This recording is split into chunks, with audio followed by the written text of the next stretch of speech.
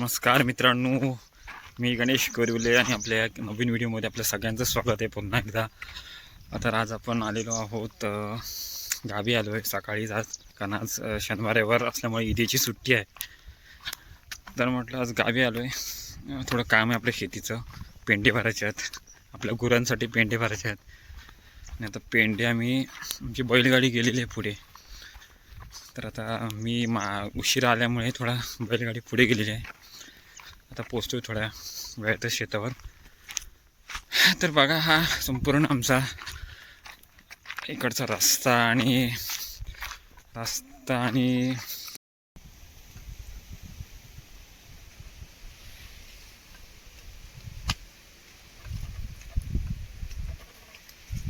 आमची गंजी आहे इकडे.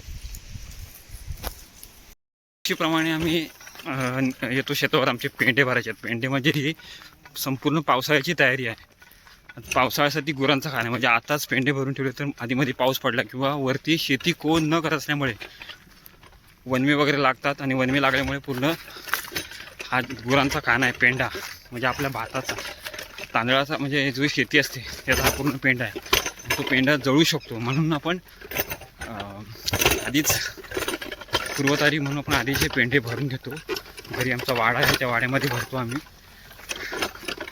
कारण गुरांचं खाणं पहिलं पाहिजे. आपण कुठून काही करू शकतो, पण जर गुरांना खाणं कुठून आणणार? सुका मेवा आहे एक प्रकारे पेंडा म्हणजे. पूर्वी आम्ही लहान होतो त्यावेळेला प्रत्येकाच्या घरामध्ये बैलगाडी होती.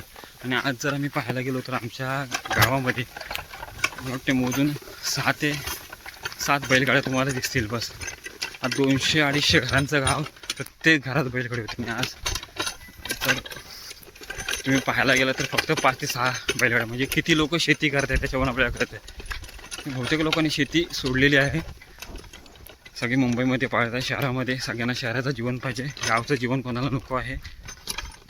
10-15 हजाराची नोकरी असेल तरी चालेल, पण नोकरी पाहिजे. मेहनत करायची नाही गावात येऊन शेतामध्ये. इथं स्वतःचा मालक आपण स्वतःच आहोत, नोकर पण आपण आहेत. पण तिकडे नोकरी करायला आवडतं आपल्याला. हो रे.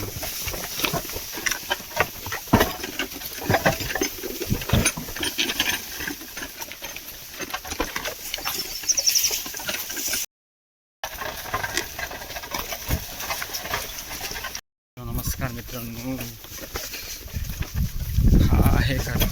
हा खरा आमच्या कोकणातला आनंद आहे. बघा चला किती मोठी वेळ आली बघा.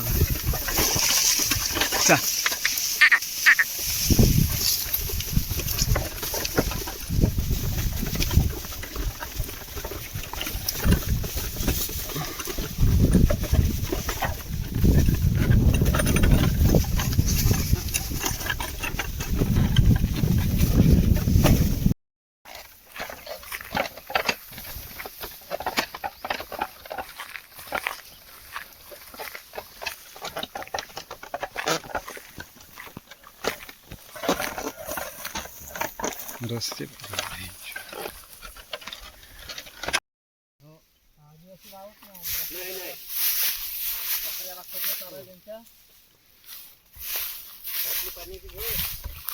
येऊया काय खेप. आता ही काय इथं आहे आणि मामाला ते व्हिडिओ आहे कसा.